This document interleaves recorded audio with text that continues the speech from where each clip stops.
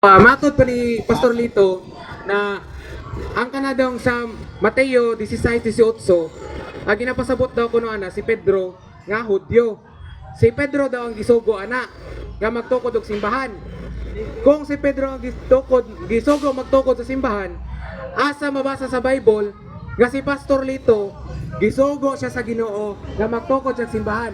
Asa mabasa sa Bible nga litra por litra dira nga nakabuta nga, Lito, ikaw, magatukod sa imong simbahan. Kaya ang gisugo man dito si San Pedro man, dili man ikaw. So, asa mabasa dira nga, ikaw ang gisugo sa Ginoo.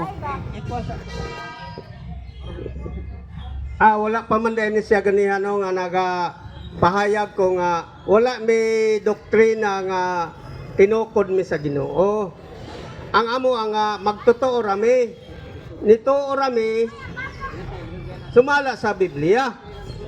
Amo mo gina siya tinuod kay ang gitukod sa Ginoo una mga apostol, mga Hudyo to. Unya mga propeta ikaduha. Mga Israelita to. Unya kita nga mga Hintil wa man magtukod ang Ginoo sa toa. Ang sugo nga pasangyawan ang tibuok kalibutan. Unya og motoo patumana pod Mateo 28:20 ang motoo patumana pod sa akong gisugo kaninyo. Muna isugo sa Ginoo. Naa dihang authority nga ang mga magtotoo pod sa mensahe sa mga apostol mutuman pod sa gisugo namo ingon si Kristo.